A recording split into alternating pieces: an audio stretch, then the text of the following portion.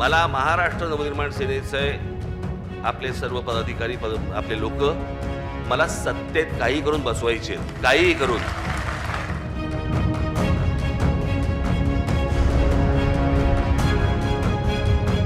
निवडून येण्याची कॅपॅसिटी असलेले, तयारी असलेले अशा लोकांनाच तिकीट दिली जातील. तिकीट मिळालं की मी पैसे काढायला मोकळा असल्या कोणालाही तिकीट दिलं जाणार नाही.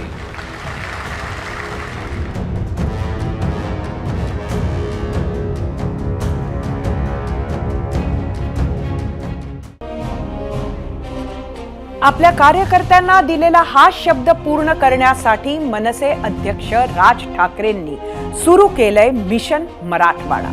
याच दौऱ्याचा आजचा 6वा दिवस. याच 6 दिवसांमध्ये राज ठाकरेंनी जवळपास अर्धा मराठवाडा पालथा घातलाय आणि आज ते पोहोचले आहेत बीडमध्ये. त्याच बीडमध्ये जिथं मराठा आरक्षण आंदोलनाची ठिणगी पडली होती. त्याच बीडमध्ये आज राज ठाकरे पोहोचलेत, जिथं राज ठाकरेंना मराठा आंदोलकांच्या रोषाला नाही तर थेट उद्धव ठाकरेंच्या शिवसैनिकांच्या घोषणाबाजीला सामोरं जावं लागलं. तेही शहरात दाखल होताच. त्यानंतर काही काळ तणावाचं वातावरण होतंच. राज ठाकरेंचा मराठवाडा दौरा आणि त्याचं विश्लेषण आजच्या 0 आवरमध्ये करूयात. नमस्कार, मी सरिता कौशिक. 0 आवरच्या 250व्या भागात आपलं स्वागत. महाराष्ट्राच्या विधानसभा निवडणुकांना अवघे काही महिने उरलेत. त्यामुळे प्रत्येक राजकीय पक्षानं प्रचाराचा नारळ फोडलाय. जिथं विधानसभेसाठी भाजपनं बैठकांचा जोर वाढवलाय, दोन्ही राष्ट्रवादी पक्षांनी आपापल्या जनसंवाद यात्रांना सुरुवात केली आहे. अजितदादांनी नाशिकच्या येवल्यातून जनसन्मान यात्रेला तर शरद पवारांच्या राष्ट्रवादीची शिवस्वराज्य यात्रेला जुन्नरमधून सुरुवात झाली आहे. दोन्ही शिवसेनाही अशाच जनसंवाद यात्रांच्या तयारीत आहेत. या सगळ्यांमध्ये एक सगळ्यात महत्त्वाची बाब होती, ती म्हणजे सगळ्याच राजकीय पक्षांसाठी मराठवाडा विभाग टेन्शन वाढवू शकतं. कारण मराठा आरक्षण आंदोलन, मनोज जरांगेंच्या मराठा आरक्षण आंदोलनानंतर जिथं सर्व पक्षांच्या, सर्व जातींच्या राजकीय नेत्यांनी गावबंदीला तोंड दिलंय, जिथं नेत्यांना नियमितपणे आंदोलकांच्या रोषाला सामोरं जावं लागू लागलं, अशा स्थितीत मराठा आरक्षणावर थेट आणि स्पष्ट भूमिका घेणाऱ्या मनसेच्या राज ठाकरेंनी मराठवाडा दौऱ्याची घोषणा केली आणि दौऱ्याला सुरुवातही केली. हा दौरा इतर कोणत्याही राजकीय दौऱ्यांपेक्षा किती वेगळा आणि महत्त्वाचा आहे त्याचंही विश्लेषण करणार आहोत. पण त्याआधी पाहूयात आजचा प्रश्न आणि त्यासाठी जाऊया आपल्या पोल सेंटरला. आजचा आपला पहिला प्रश्न बघूया. मराठा आरक्षण आंदोलनाचं केंद्रस्थान असलेल्या मराठवाड्यातून राज ठाकरेंची प्रचारात सरशी. मनसेला विधानसभेत फायदा होईल का? तुम्हाला सांगायचं होतं होय किंवा नाही.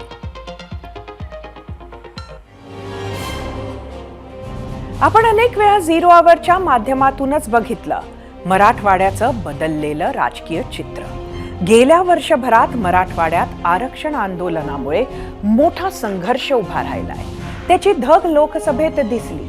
उमेदवारांच्या गाड्या अडवणे, गावबंदी करणे, आंदोलनं करणे आणि मतदानाला अप्रत्यक्षरित्या प्रभावित करणे हे सगळं घडलं. महायुतीला त्याचा फटका बसला.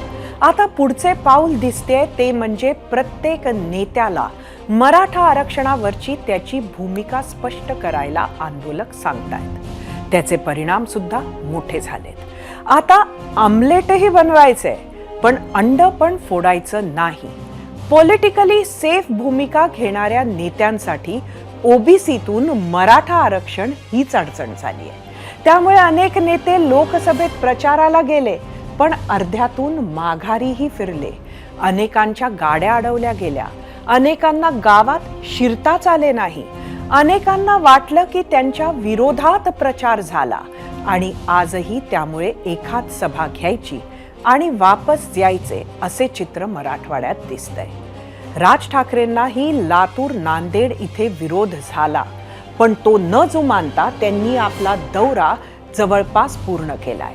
राज जो दौरा पूर्ण करू शकले त्याला एक मोठं कारण आहे, ते म्हणजे उत्साहानं त्यांच्या पाठीशी इथे उभा झालेला त्यांचा कॅडर। राजच्या ह्या दौऱ्यानं प्रेरित होऊन इतर नेते सुद्धा आता मराठवाड्यात दौरा करायला धजावतात का, हे बघावं लागेल।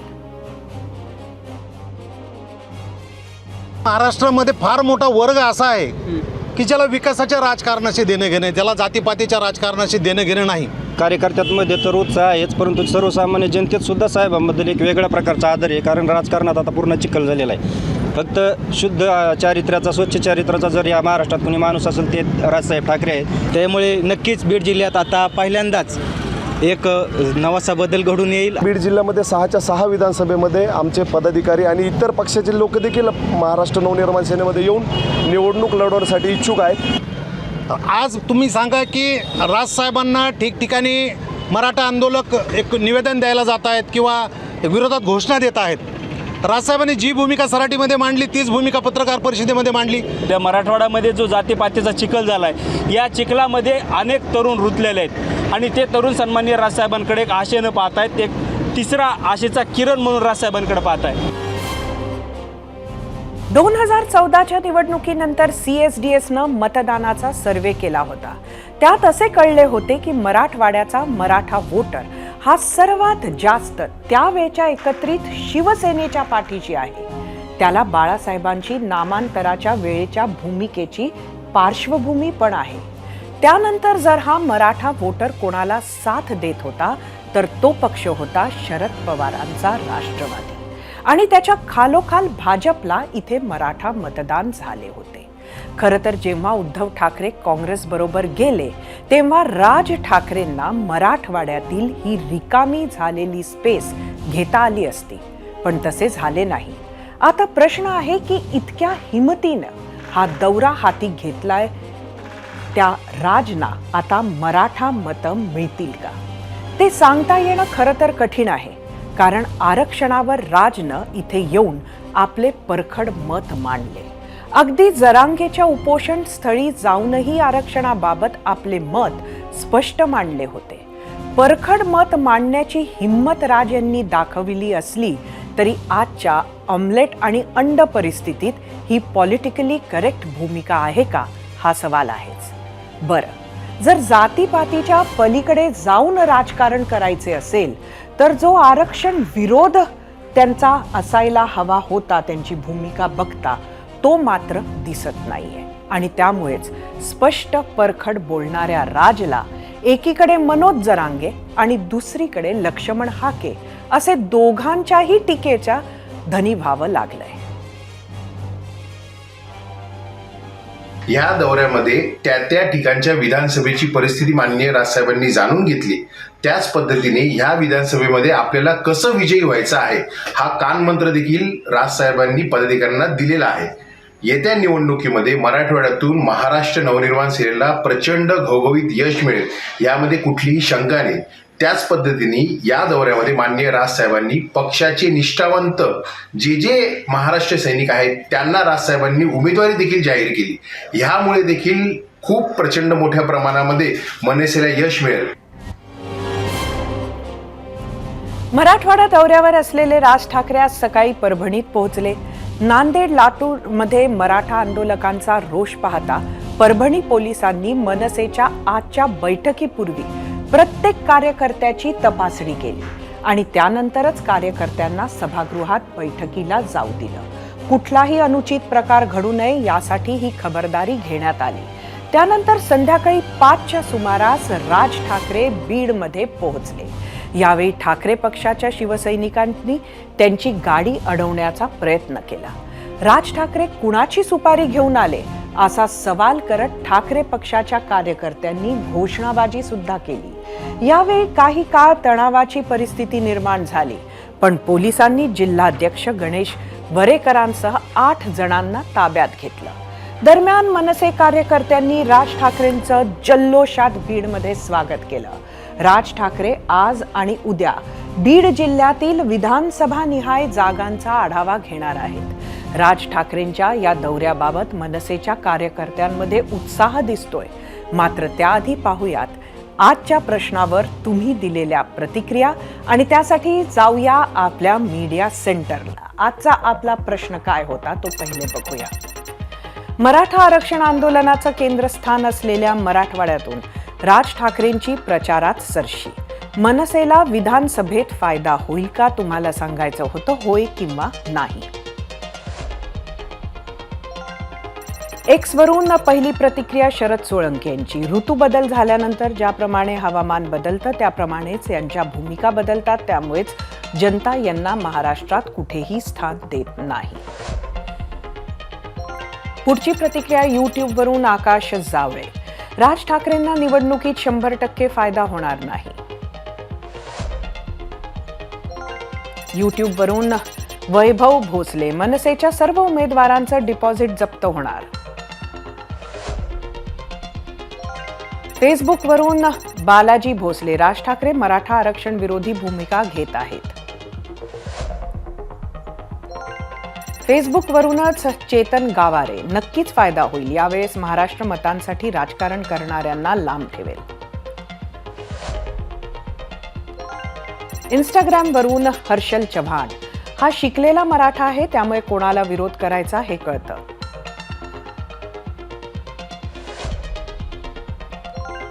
इंस्टाग्रामवरूनच आकाश टोगे. यावेळी राज ठाकरेंना चान्स मिळाला पाहिजे.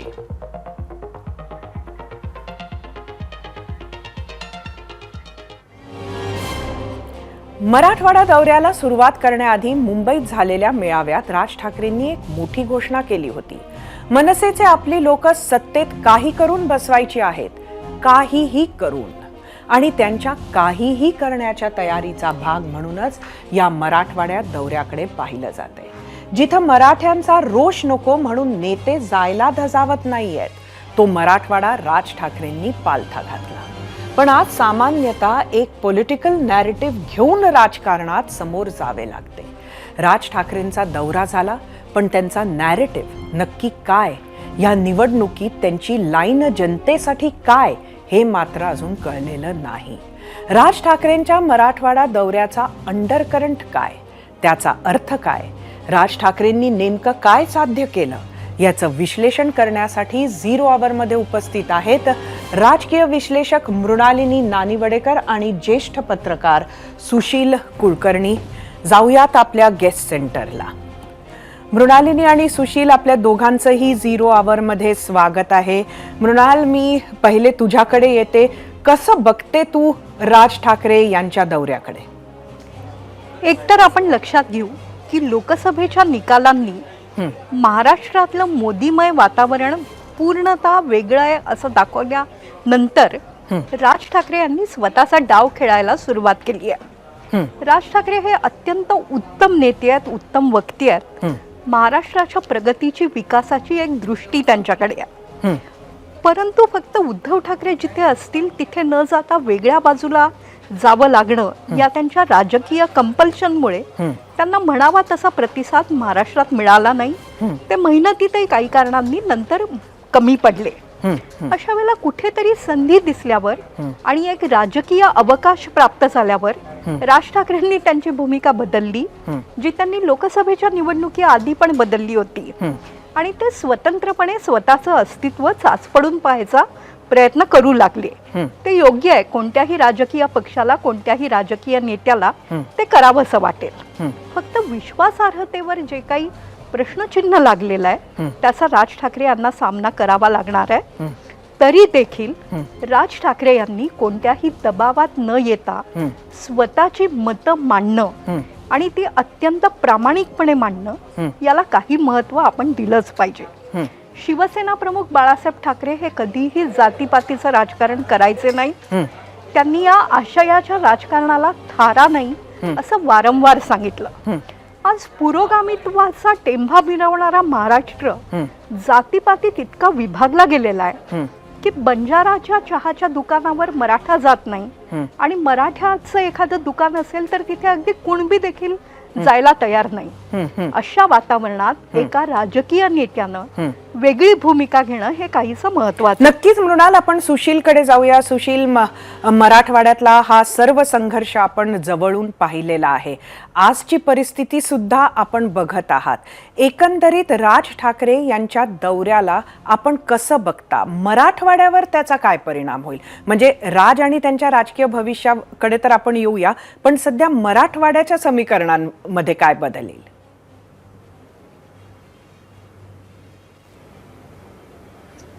मराठवाड्यात राज ठाकरेंच्या राजकीय समीकरणांच्या विषयी मी फार बोलणार नाही, कारण त्याला यश किती मिळेल याविषयी माझ्या काय मराठवाड्याच्या मनात सुद्धा कुठल्याही शंका असणार नाहीयेत, कारण फारसं यश मिळण्याची दिसत नाही. राज ठाकरे या दौऱ्यामध्ये एका विषयात मात्र कमालीचे यशस्वी झालेत असं म्हणावं लागेल, कारण मराठवाड्यामध्ये जरांगे यांच्या मराठा आरक्षणाच्या आंदोलनानंतर राजकीय कार्यक्रम घ्यायचे असतील तर जरांगेंची परवानगी किंवा जरांगेंच्या समर्थकांची मान्यता असेल तरच राजकीय नेते दौरे करू शकतात.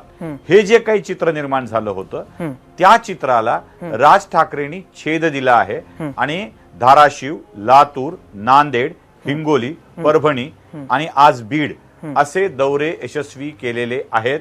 ते मराठा आरक्षणाच्या लोकांना सामोरं गेलेले आहेत, त्यांच्या प्रश्नाची निर्धोकपणे उत्तरे दिलेली आहेत.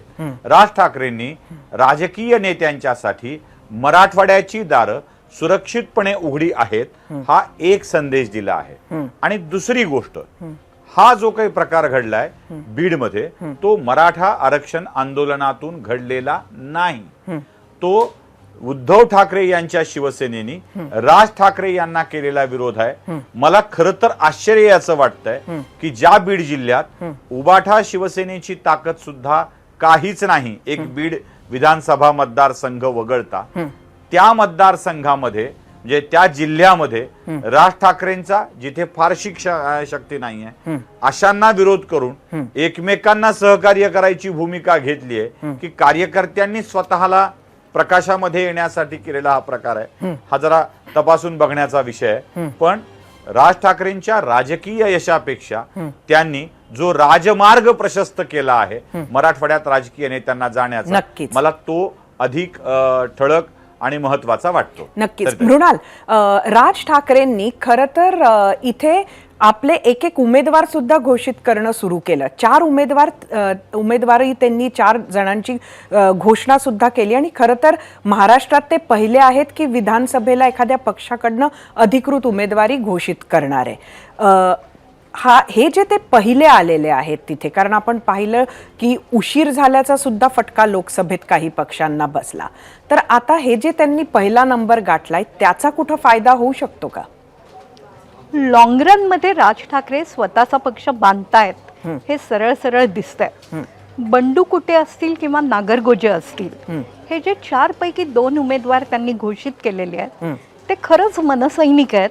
त्यांची त्यांच्या विधानसभा मतदारसंघामध्ये गावागावात ओळख आहे. त्यामुळे सुशील कुलकर्णी म्हणतात तसं की यावेळेला ताबडतोब किती यश मिळेल सांगता येत नाही, पण पक्ष उभा राहील. दुसरं असं आहे की राज ठाकरे यांना जर खरोखरच उद्धव ठाकरे यांच्या पक्षाने विरोध केला असेल तर त्यामागचं कारणही समजून घेण्यासारखं आहे. राज ठाकरे जिंकणार नाहीत, पण राज ठाकरे कुठे कुठे कोणाकोणाला पाडू शकतील हे यावेळेचं विधानसभा निवडणुकीतलं त्यांचं ट्रम्प कार्ड आहे. कुठेतरी ते 10,000 मतं घेतील, कुठेतरी 15 घेतील, कुठेतरी 4 घेतील. आणि या सगळ्या काही हजार मतांनाही महाराष्ट्राच्या राजकारणात सध्या विलक्षण महत्व आलेलं आहे. स्वातंत्र्याच्या अमृत महोत्सवानंतरही आपण आरक्षणाचा विचार का करावा लागतो, योजना लोकांपर्यंत का जात नाही, आरक्षणातही आरक्षण देण्याची का वेळ येते, अशा अनेक गोष्टींचा विचार करावा लागणार आहे. तो विचार करणारा नेता राज ठाकरे आहेत हे निश्चित. मला अजूनही आठवतं ज्यावेळेला बाबासाहेब पुरंदरे जे थोर इतिहासकार आहेत त्यांना महाराष्ट्र भूषण देण्याचा निर्णय झाला आणि तो निर्णय अंमलात आणायला जेव्हा काही संघटनांनी विरोध केला तेव्हा राज ठाकरे संपूर्ण ताकदीनिशी बाबासाहेब पुरंदरेंच्या पाठीशी उभे राहिले होते. राजकारणात असलेल्या व्यक्तींनी मतांची पर्वा न करता अशा काहीतरी विधानांवर श्रद्धा ठेवून तसं वागणं याला निश्चित महत्व आहे. नक्कीच मृणाल जे म्हणते त्याचा दुसरा अर्थ कुठेतरी असा आहे की राज ठाकरेंनी परखड मत व्यक्त जरी केलं तरी कुठेतरी ते पॉलिटिकली करेक्ट नाहीये आणि आजच्या घडीला सर्व नेते सर्व पक्ष आपण पॉलिटिकली कसे करेक्ट असू शकतो ह्याकडे जास्त लक्ष देताना दिसतात आहेत. त्यामुळे आज सुशील मी आपल्याला विचारते हा प्रश्न की आज मराठवाड्यात ते आले जिथे आरक्षणाचा मुद्दा एवढा तापलाय आणि तिथं ते जे काही वक्तव्य करून गेले ते मत त्यांचं जरी परखड असेल ते त्यांना वाटत असेल की असंच आहे हेच सत्य परिस्थिती आहे तरी अशा पद्धतीनं उघड ते सांगणं त्याचा उलट फटका बसेल की लोक त्याला ॲक्सेप्ट करतील.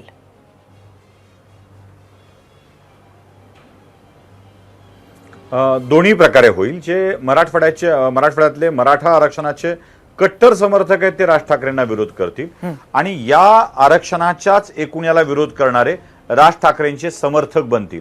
आपण जे मगाशी एक वाक्य वापरलं मृणालताई सुद्धा तेच बोलल्या होत्या की अशा स्वरूपात परखड मत व्यक्त करणं ही राजकारण्यांच्याकडून अपेक्षा आवश्यकता आणि गरज असताना कातडी बचाव भूमिका घेऊन राजकारणी वावरतात तेव्हा लोकांना कधीतरी स्पष्टपणे बोलणारा माणूस हवा असतो आणि तो राज ठाकरेंच्या निमित्ताने आहे.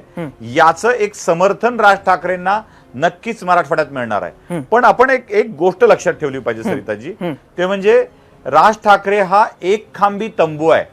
एका खांबावर उभारलेली 7 ताळ्याची माडी असं राज ठाकरेंच्या पक्षाचं वर्णन आपण करू शकतो.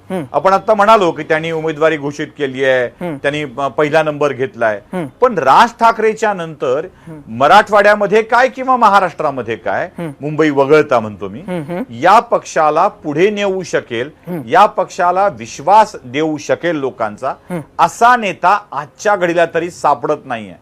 त्यामुळं उमेदवारी घोषित केली तरीही फार फार तर उमेदवारी पहिल्यांदा घोषित केल्याचा समाधान मिळू शकेल. पण राज ठाकरेंच्या या परखड स्पष्ट विधानांना लोकांचं समर्थन प्राप्त करून देण्यासाठी लोकांच्या पर्यंत लोकाला मान्य असेल असा एकही नेता सापडत नाही आणि हीच खरी राज ठाकरेंची अडचण आहे. त्यांच्या नंतर नक्कीच सुशील आपण अगदी महत्वाचा मुद्दा घेतला आणि त्यामुळेच मृणाल मी परत तुझ्याकडे येते. राज ठाकरे एकंदरीत महाराष्ट्राचं जर चित्र आपण बघितलं तर राज ठाकरे हे स्वतंत्र जर मनसे लढला तर त्याचा फटका कोणाला बसेल, महायुतीला की महाविकास आघाडीला? खरं तर राज ठाकरे स्वतंत्र लढले तर त्याचा फटका हा निश्चितपणे त्यांचे भाऊ आणि राजकारणातले प्रतिस्पर्धी उद्धव ठाकरे यांना बसण्याची शक्यता सर्वाधिक आहे.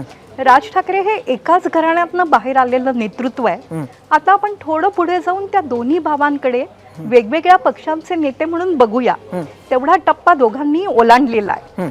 पण शिवसेनेच्या मतांवर विश्वास असलेली जी काही मतपेढी आहे ती आता एकनाथ शिंदेंना आपला नेता मानणार का राज ठाकरेंना आपला नेता मानू शकेल हा देखील या निवडणुकीतला कळीचा मुद्दा राहणार आहे. राज ठाकरे वेगवेगळ्या ठिकाणी वेगवेगळी भूमिका येत्या निवडणुकीत घेऊ शकणार नाही.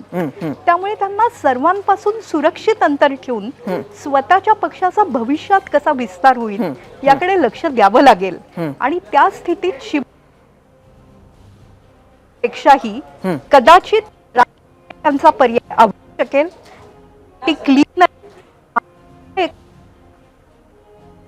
नेतृत्व राज ठाकरे यांच्या निमित्ताने येत असेल तर सध्याच्या मतांच्या गलबल्यात आणि जी राज्यकर्ती जमात ज्या आपल्या समाजाला आरक्षण देऊ शकली नाही त्या समाजांनी पेटून उठलं असताना एक वेगळा पर्याय शोधणं ही खरं तर महाराष्ट्राला आवडणारी गोष्ट असू शकेल.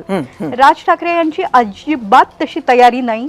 गेल्या काही वर्षांमध्ये त्यांची कामगिरी अतिशय वाईट झालेली आहे. त्यांचा पक्ष जसं सुशील म्हणतात त्याप्रमाणे उभा राहिलेला नाही, कार्यकर्ते नाही, तरी देखील राज ठाकरे हे कुठेतरी एक आशेचा किरण मानणारा काही वर्ग अजूनही आहे. नक्कीच नक्कीच मृणाल, एक आपल्याकडे वेळेची मर्यादा आहे, त्यामुळे शेवटचा प्रश्न सुशील मी आपल्याकडे घेऊन येते. मराठवाड्यामध्ये CSDSनं 2014च्या निवडणुकीनंतर मतांचा जो सर्वे केला होता त्यामध्ये सगळ्यात मोठी स्पेस जी होती ती एकत्रित शिवसेनेच्या कडे होती. म्हणजे मराठा मतं ही शिवसेनेकडे पहिली जात होती आणि त्याला बाळासाहेबांची पार्श्वभूमी आहे. त्याच्यानंतर राष्ट्रवादीचे शरद पवार यांच्याकडे ती मतं जायची आणि तिसऱ्या नंबरवर भाजपा होता. आता अशा परिस्थितीमध्ये म्हणजे शिवसेना फुटली पण आहे, तुटली पण आहे, त्यानंतर उद्धव ठाकरे हे काँग्रेस बरोबर गेलेली आहे. आता दुसऱ्या क्रमांकाची किंवा पहिल्या क्रमांकाच्या स्पेसवर नक्की मराठवाड्यात कोण आहे? मराठा मतं बघितलं तर उद्धव ठाकरेच आहेत, शरद पवार आहेत, भाजप आहे की अजून दुसरं कोणी?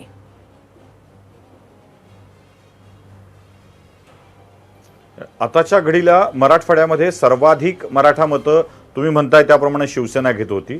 ती दुभंगल्यामुळं, त्याच्या मतात विभागणी झाल्यामुळं, म्हणजे शिवसेना, संयुक्त शिवसेना हे स्थान आजही कायम राहील. पण ते दुभंगल्यामुळं आताच्या घडीला मराठवाड्यामध्ये मराठा मतं सर्वाधिक मिळवण्याचं काम हे राष्ट्रवादी काँग्रेस पार्टी शरद पवार गटाकडे जात होतं म्हणजे आतापर्यंत. त्यातही पुन्हा मोठी फूट झालेली आहे आणि मराठवाड्यातले बहुतांश आमदार शरद पवारांना सोडून अजित पवारांच्याकडे गेलेले आहेत. त्यामुळं त्या मतांमध्ये ही मोठी विभागणी झाली असली.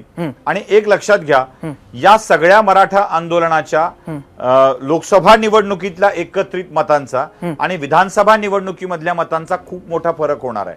कारण विधानसभा निवडणुकीमध्ये मराठा समाजाची मोठी नेते सुद्धा वेगवेगळ्या पक्षाकडून असणार आहेत. त्यामुळे हे मतदान आणि नक्कीच याचमुळे खरं तर येणारी निवडणूक ही अत्यंत इंटरेस्टिंग होणार आहे. मृणाल आणि सुशील, मी आपल्या दोघांचे धन्यवाद करते. खरं तर ही चर्चा मला माहिती आहे बरीच अजून लांबू शकते, मात्र वेळेची मर्यादा आहे. परत एकदा आपल्या दोघांचे खूप खूप धन्यवाद. मनसे अध्यक्ष राज ठाकरेंच्या दौऱ्याबाबत आम्ही विचारलेल्या प्रश्नावर महाराष्ट्रानं दिलेला कौल पाहण्यासाठी जाऊया आपल्या पोल सेंटरवर. आजचा आपला प्रश्न परत एकदा, मराठा आरक्षण आंदोलनाचं केंद्रस्थान असलेल्या मराठवाड्यातून राज ठाकरेंची प्रचारात सरशी. मनसेला विधानसभेत फायदा होईल का? एकूण 52,000 मतं युट्यूबवर. 26% म्हणणं आहे होय, 74% म्हणणं आहे नाही.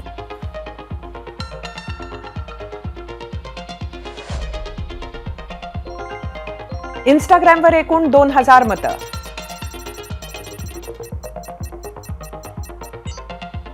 56% म्हणणं आहे होय, 44% म्हणणं आहे नाही. फेसबुकवर 3,000 मतं.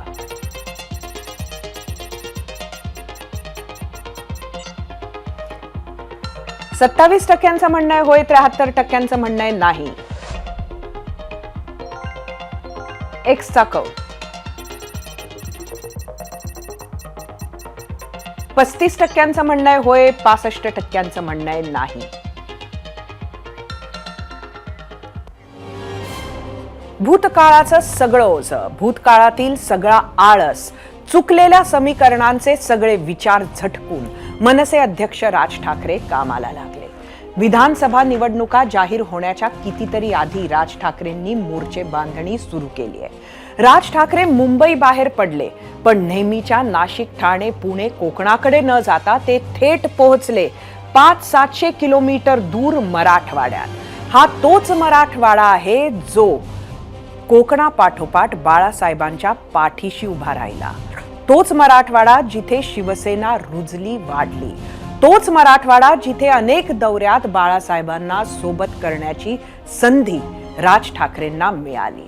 तोच मराठवाडा जिथे मराठा आंदोलनामुळे परिस्थिती अतिशय संवेदनशील बनली होती.